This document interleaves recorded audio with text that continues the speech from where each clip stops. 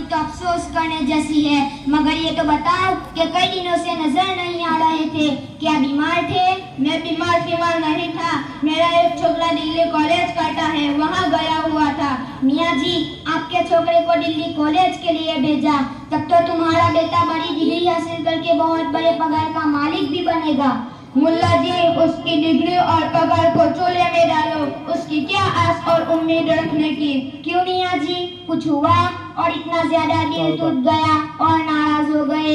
मुल्ला जी, बात यह है कि उसकी माँ घर में गगलात और झगड़े किया करती थी कि मेरा छोकरा कितनी दूर पड़ा हुआ है, क्या करता होगा। तुम तो उसकी खबर भी नहीं लेते, इसलिए मैं उचित पाची के पैसे लेकर उस दिल्ली गया और उसके पास पहुंचा।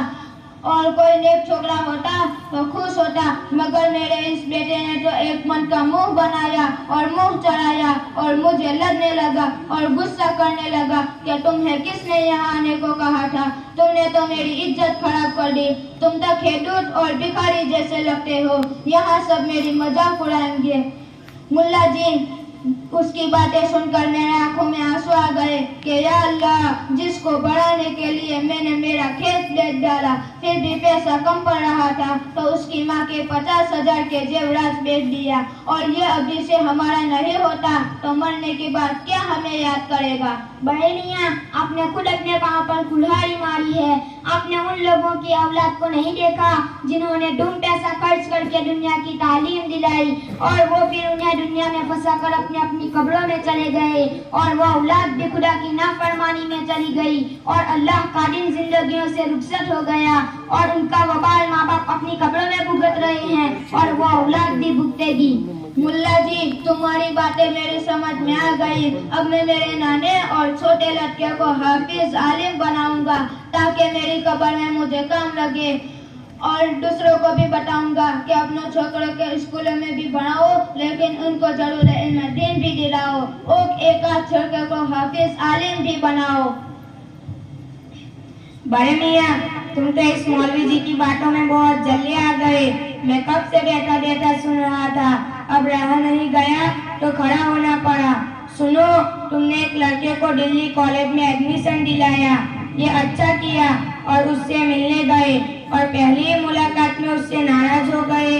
तुमने नहीं सोचा कि उसको परीक्षा और एग्जाम का टेंशन होगा, ऊंचे नंबर से पास होने की फिक्र होगी, वो फिर तुम्हारी खिदमत कैसे करता। 1-2 साल के बाद बड़ी डिग्री हासिल करेगा, ऊंचा ऑफिसर बनेगा, लोग सलामियां करेंगे, बैठने के लिए जगह दे देंगे, वक्त से जिंदगी गुजारेगा। ये बेचारे मौलवियों की जिंदगी तुम्हें पता नहीं है।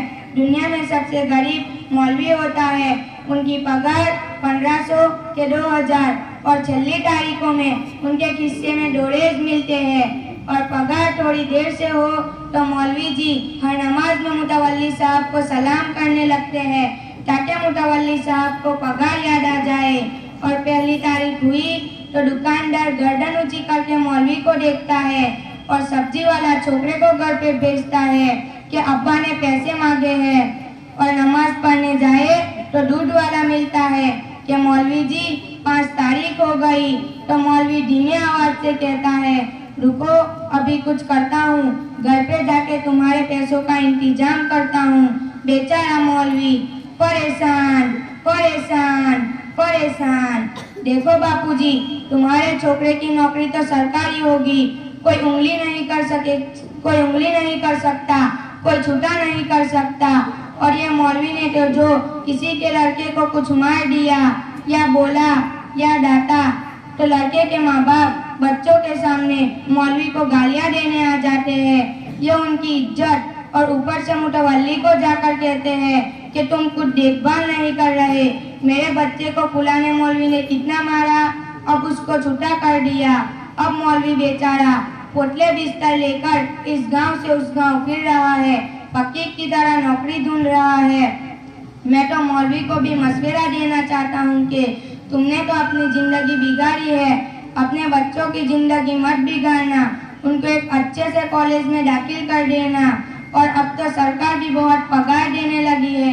क्यों, कैसी लगी मेरी बात मौलवी जी?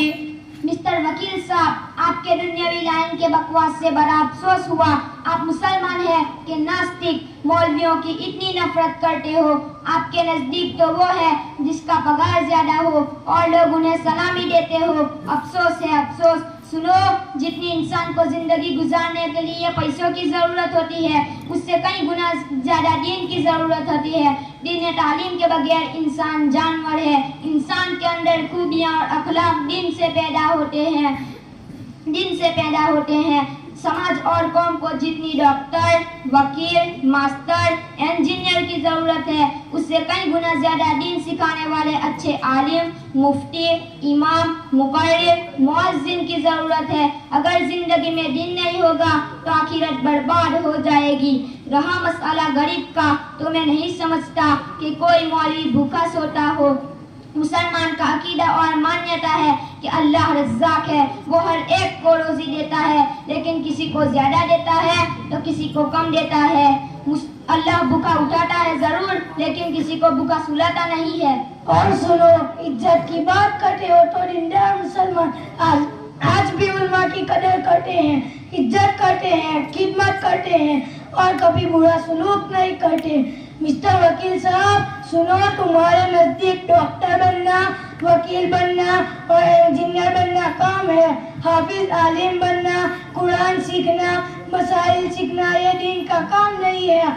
यह मुसलमान सिर्फ खाने पीने और ज्यादा कमाने के लिए नहीं पैदा हुआ है।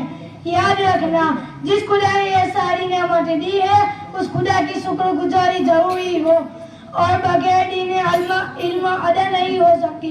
इसलिए दीन सीखने और सिखाने से कोई काम बेहतर नहीं है। मैं मुबारकबादी पेश करता हूँ उन माँ बाप जो अपने औलाद को दीन सिखा रहे हैं और आखिरत बना रहे हैं। बड़े मियाँ और वकील साहब, मेरी बात समझ में आए कि नहीं? मुल्ला जी, तुम्हारी बातों ने तो मेरे दिल में बहुत ही असर किया है। अब मेरी समझ में आ गया है कि औलाद बहुत कीमती सरमाया और पूंजी है, और उनकी सिर्फ दुनियावी फिक्र करना माँ बाप की बहुत बड़ी भूल है और उसका नुकसान उठाना पड़ता है। इसीलिए औलाद की दीनी फिक्र बहुत जरूरी है।